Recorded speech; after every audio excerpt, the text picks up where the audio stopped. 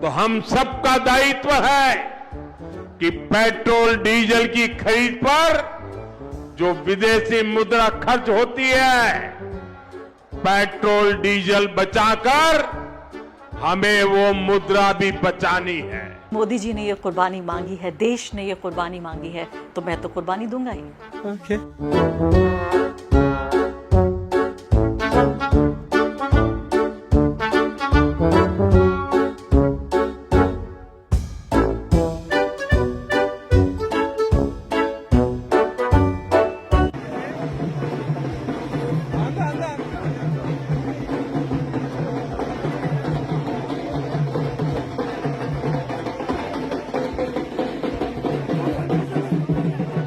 अरे मुझे चक्कर आने लग गया अब। वो बयान जब पीएम मोदी सीएम मोदी थे तब उन्होंने कैसे मजाक उड़ाया था। अभी मजा आएगा ना भिड़। कि आर्थिक संकट इसलिए पैदा हुआ है कि लोग सोना खरीदते हैं। बताइए, आपके गले उतरता है भाई? कौन है ये लोग? कहां से आते हैं ये? नमस्कार, इस खास कार्यक्रम में आज मैं आपको बताने जा रही हूँ कैंसर के 5 फायदे, टीबी के 10 फायदे और मरने के 50 फायदे। में अगर लोग 1 साल तक सोना नहीं खरीदते तो सोचिए हमारे 72 बिलियन डॉलर यानी 6,86,000 करोड़ रुपए बचेंगे। हालांकि यहाँ बड़ा सवाल यह है कि क्या ऐसा मुमकिन होगा? जी हाँ, मैं कुछ इसी तरह आपके सामने ये कार्यक्रम पेश करती अगर मैं भी वो तथाकथित दरबारी सरकारी मुख्यधारा की मीडिया का हिस्सा होती। लेकिन शुक्र की बात यह है कि इसको एक ज़माना गुजर गया, बहुत साल गुजर गए जब मैं इन जहरीले नेटवर्क का हिस्सा हुआ करती थी। वो अलग बात है कि मैंने कभी इस तरह की पत्रकारिता नहीं की, लेकिन मुझे करनी पड़ती क्योंकि आज अगर अपने टीवी चैनल आप खोलेंगे तो बताया जा रहा है कि 1 साल तक सोना ना खरीदने के क्या फ़ायदे हैं, ईंधन बचाने के क्या फ़ायदे हैं, आप विदेश यात्राएं नहीं करेंगे तो आपको कितना फ़ायदा होगा, देश को कितना फ़ायदा होगा, देश की सरकार को कितना फ़ायदा होगा, बजाय इसके कि मोदी सरकार से पूछा ये जाता कि जब आप पिछले 2.5 महीने से लगातार ये बता रहे थे कि बहुत कुछ सब कुछ बेहतर है, सब चंगा सी, तो अचानक ये क्राइसिस क्यों आ गया। बजाय इसके कि जो दोहरापन है मोदी सरकार का उसको बाहर लाया जाता कि इतना दोगलापन क्यों है आपके अंदर, कि बंगाल और बाकी 4 अन्य राज्यों में जो चुनाव हो रहे थे उससे पहले लगातार ये कहते रहे कि सब कुछ अंडर कंट्रोल है, और जैसे ही चुनाव नतीजों का ऐलान हुआ जिसमें कि जीत भी गई ये पॉलिटिकल पार्टी, अब जैसे जीती तैसे जीती वो आप जानते हैं अच्छे तरीके से, बजाय इसके कि सरकार को जवाबदेह बनाया जाए। और मैं साफ तौर पे कह रही हूँ कि पिछले 12 साल में लगातार उसका सबसे बदसूरत चेहरा आज नज़र आ रहा है कि बजाय इसके कि सरकार को जनता के प्रति जवाबदेह बनाया जाए, जो हो रहा है वो ये कि मीडिया जनता को सरकार के प्रति वफादार बना रही है। सुना आपने? दोबारा सुनिए। बजाय इसके कि मीडिया सरकार को जनता के प्रति जवाबदेह बनाए, जनता को सरकार के प्रति वफादार बनाने की कोशिश हो रही है। जो आप कहेंगे वही होगा, अगर आप दिन को कहेंगे रात तो हम रात कहेंगे, जो तुमको हो पसंद वही बात कहेंगे। इतनी बेशर्म तरीके से, भयंकर तरीके से इस वक्त पूरी पब्लिसिटी करने की, प्रोपेगेंडा करने की कोशिश हो रही है। हद तो ये हो गई है कि आप ये देखिए कि एक बड़े चैनल की एंकर एक ज्वेलर के पास गई और कहा कि आप इस बारे में क्या सोचते हैं, आप तो सोना बेचते हैं और आप क्या सोच रहे हैं। तो वो महोदय बजाय इसके कि वो रोते इस बात के लिए कि मैं अब 1 साल क्या करूँगा, मेरे बच्चे खाना कहाँ से खाएंगे, मेरा गुजारा कैसा होगा, वो रोने लगे, कहने लगे कि मोदी जी ने ये कुर्बानी मांगी है, देश ने ये कुर्बानी मांगी है, तो मैं तो कुर्बानी दूंगा ही। भावुक होने लगे सर? प्रधानमंत्री जी किसी भी व्यक्तित्व मेरा बाबू। क्यों सर, ऐसा क्यों? वो एक अपील कर रहे हैं हाँ कि हमें सोना नहीं खरीदना चाहिए। हाँ। और मैं इस व्यापार में बैठा हूँ, मैं फिर भी कहता हूँ कि मुझे मोदी जी की बात को मानना चाहिए। ये बड़ी बात कह रहे हैं सर आप, पर क्यों ऐसा? क्योंकि ये देश हित में है।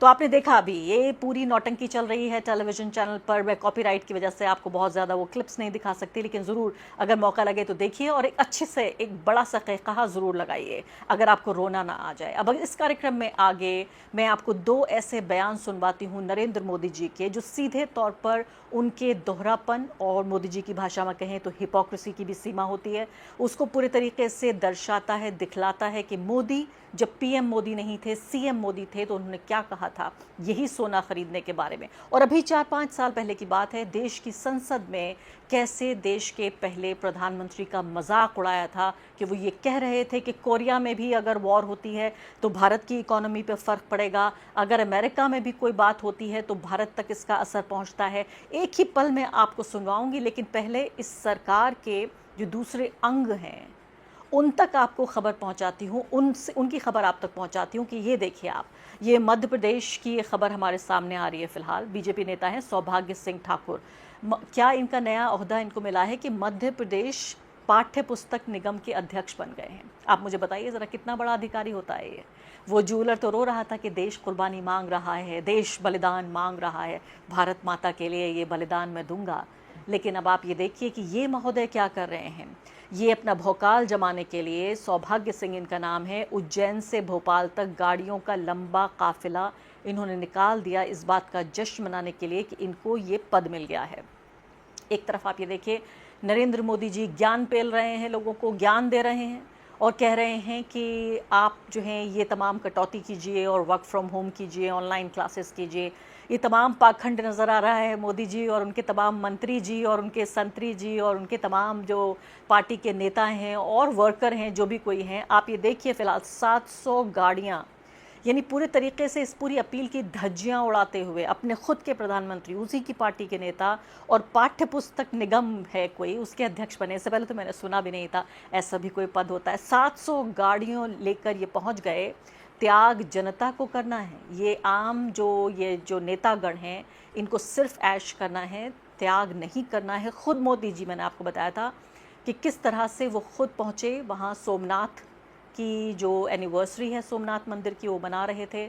उसके बाद उन्होंने तस्वीरें शेयर की, उसके बाद इस तरह के वीडियोस शेयर किए, उन्होंने एक रोड शो किया और विदेश यात्रा पर निकल रहे हैं।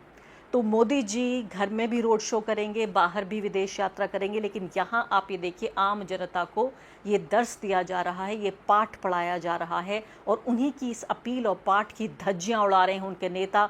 कितनी बेगैरती के साथ आप ये देखिए कि प्रधानमंत्री कह रहे हैं कि सादगी अपनाइए और उधर देखिए उनके नेता किस तरह से तमाम तरह से 700 गाड़ियाँ, 1 2 4 6 नहीं 700। महाराष्ट्र से भी इस तरह की तस्वीरें आ रही हैं कि अलग अलग मंत्री और इसके अलावा विधायक भी तमाम तरह की गाड़ियाँ लेकर निकले हुए हैं।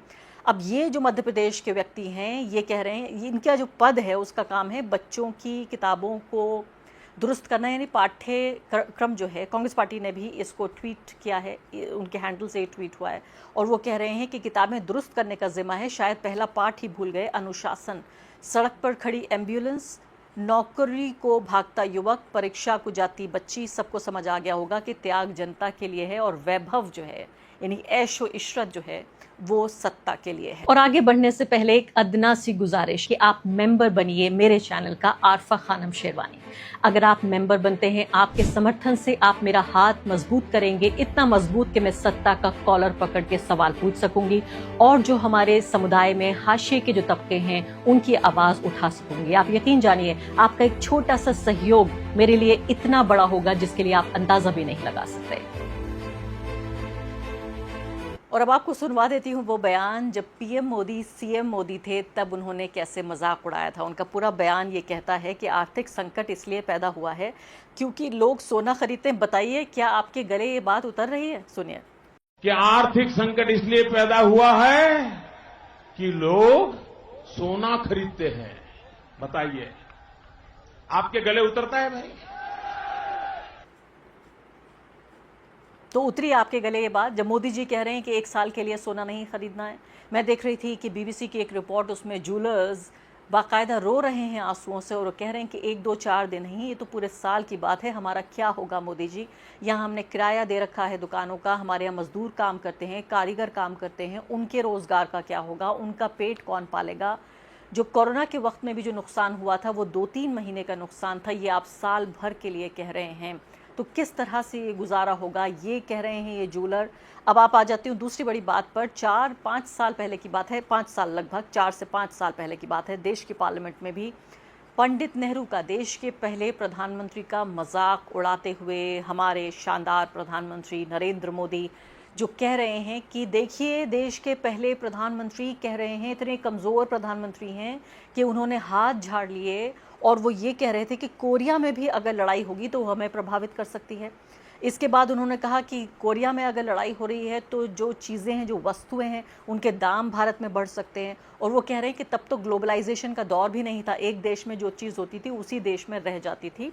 और इसके बाद वो कह रहे हैं कि हमारे काबू से महंगाई बाहर हो जाएगी, हाथ हम खड़े कर देते हैं, खड़े कर देते देश के पहले प्रधानमंत्री, और अमेरिका में भी अगर कुछ हो जाता है तो हमें फ़र्क पड़ता है। ये मजाक उड़ा रहे थे हमारे नरेंद्र मोदी जी, पहले प्रधानमंत्री जवाहरलाल नेहरू का। और आज ये सोचिए आप 7 दर्स उन्होंने दिए हैं, 7 पाठ पढ़ाए हैं, और यही बताया है उन्हीं चीज़ों के बारे में जिसके लिए नेहरू को क्रिटिसाइज करे थे। सुन लेते हैं। लाल किले पर से कहा था, और ये उस जमाने में कहा गया था तब ग्लोबलाइजेशन इतना नहीं था, नाम मात्र का भी नहीं था। उस समय नेहरू जी लाल किले से देश को संबोधन करते हुए क्या कह रहे हैं, कभी कभी कोरिया में लड़ाई भी हमें प्रभावित करती है। इसके चलते वस्तुओं की कीमतें बढ़ जाती है। इति नेहरू जी, भारत के पहले प्रधानमंत्री, और यह हमारे नियंत्रण से भी बाहर हो जाती है।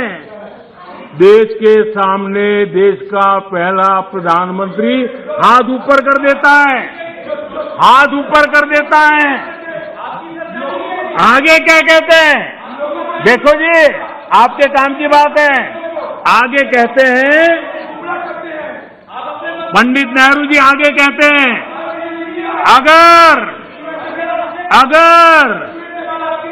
अगर अमेरिका में भी कुछ हो जाता है तो इसका असर भी वस्तुओं की कीमत पर पड़ता है। सोचिए तब महंगाई की समस्या कितनी गंभीर थी कि नेहरू जी को लाल किले से देश के सामने हाथ ऊपर करने पड़े थे। और अब आखिरी बात, पूर्व मुख्यमंत्री अरविंद केजरीवाल, दिल्ली के पूर्व मुख्यमंत्री, उन्होंने सीधे तौर पर आड़े हाथों लिया है नरेंद्र मोदी सरकार को और कहा है कि मोदी जी, इन तमाम जो आपने ये 7 चीज़ें बताई हैं, इससे अफवाहों का बाजार गर्म है, जनता परेशान है, और विपक्ष के एक जिम्मेदार नेता होने के नाते मेरी जिम्मेदारी है कि आपसे पूछूं कि इन अफवाहों का जो बाजार गर्म है उस पर आप लगाम लगाइए। हमें बताइए कि कितना गंभीर है ये संकट, ये कब तक हल होगा, इसके लिए आप कदम क्या उठा रहे हैं और आम जनता इसके लिए क्या तैयारी करे। आइए सुन लेते हैं। इतनी कठोर अपील, इतनी सारी 7 इतने बड़े कदम आज तक कभी किसी ने नहीं लिया। पूरा देश इस वक्त सदमे में है। तो मेरी 3 गुजारिश है प्रधानमंत्री जी से।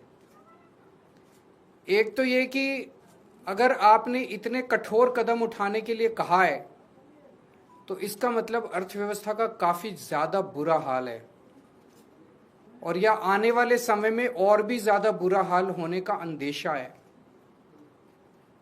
देश ये जानना चाहता है कि हम कहां खड़े हैं। आपने हमें कहा हम सब देशवासी देशभक्त हैं, कठोर से कठोर कदम भी उठाएंगे, कठोर से कठोर अपने को, अगर हमें कठिनाइयां बर्दाश्त करनी पड़ी, कुर्बानियां देनी पड़ी देश के लिए, वो भी करेंगे। लेकिन पता तो चले कि ये कदम क्यों उठाए जा रहे हैं, पता तो चले कि अर्थव्यवस्था कहां खड़ी है। केवल आदेश भर दे देने से तो काम नहीं चलेगा ना। ये देश हम सब लोगों का है, ये देश हम 140 करोड़ लोगों का है। तो प्रधानमंत्री जी से मेरा पहला निवेदन है कि वो पूरा आज हमारी क्या स्थिति है अर्थव्यवस्था की, इकोनॉमी की क्या स्थिति है और आने वाले समय में कुछ महीनों में या एक साल में हमारी क्या स्थिति होने का अंदेशा है, इसके ऊपर सारी जानकारी देश के लोगों के साथ साझा करें। नहीं तो लोगों के मन में शंका पैदा होती है, अलग अलग किस्म की अफवाहें फैल रही है, कोई कुछ कह रहा है, कोई कुछ कह रहा है, अफवाहों का बाजार गर्म है। ये अर्थव्यवस्था के लिए अच्छा नहीं है, अर्थव्यवस्था के कॉन्फिडेंस के लिए अच्छा नहीं है। दूसरा, हम सब जानते हैं कि ये इराक और अमेरिका के बीच जो युद्ध है उसकी वजह से हो रहा है, लेकिन इराक और अमेरिका की वजह से युद्ध जो है उसकी वजह से तो पूरी दुनिया प्रभावित है, सारी दुनिया के सभी देश प्रभावित हैं उस युद्ध की वजह से। लेकिन किसी भी देश ने, किसी भी देश की सरकार ने इस किस्म के ये 7 कदम उठाने के लिए किसी भी देश की सरकार ने अपने नागरिकों को अपील नहीं की है। एक भी देश नहीं है, किसी ने कुछ एक स्टेप, किसी ने 2 स्टेप, किसी ने, लेकिन ये 7 इतने कठोर कदम उठाने के लिए एक भी देश की सरकार ने अपने नागरिकों को अपील नहीं की है। इससे मन में शंका पैदा होती है कि कहीं स्थिति केवल इराक अमेरिका के युद्ध की बजाय और भी कहीं स्थिति कुछ और ज्यादा खराब तो नहीं है। हमारा देश किन परिस्थितियों से गुजर रहा है। तो मेरी मोदी जी से प्रार्थना है कि देश के लोगों को बताए कि जो कदम किसी भी देश ने नहीं उठाए, सभी देश प्रभावित हैं, ऐसे कठोर कदम केवल भारत देश को उठाने की क्या जरूरत पड़ी, इतनी ज्यादा क्या खराब स्थिति हो गई। और तीसरी बात, इसका सारा बोझ मिडिल क्लास पे क्यों डाला जा रहा है। फॉरेन मत जाओ, फॉरेन प्रोडक्ट्स मत खरीदो, सोना मत खरीदो, पेट्रोल डीजल गाड़ी मत इस्तेमाल करो, वर्क फ्रॉम होम करो, पब्लिक ट्रांसपोर्ट केवल और केवल इन सारे कदमों से केवल मिडिल क्लास बहुत देशभक्त है। जरूरत पड़ेगी किसी भी हद तक मिडिल क्लास देश के लिए कुछ भी करेगा, लेकिन केवल मिडिल क्लास क्यों। सबसे पहले अगर कुर्बानी देनी चाहिए थी तो देश की सरकार को कुर्बानी देनी चाहिए थी। देश की सरकार अपने खर्चों के ऊपर, अपनी कंज्यूमर जो कंज्यूम करते हैं अपने खर्चों के ऊपर देश की सरकार सबसे पहले कटौती करती। देश की सरकार ने कोई कटौती नहीं की। उसके बाद देश के प्रधानमंत्री और सारे मंत्री मिलकर अपने अपने खर्चों पे और कंजम्पशन पे कटौती करते। उन्होंने भी कोई कटौती नहीं की। सब खुले घूम रहे हैं, विदेशों में भी जा रहे हैं, गाड़ियां भी खूब इस्तेमाल कर रहे हैं, हवाई जहाज सब हो रहा है।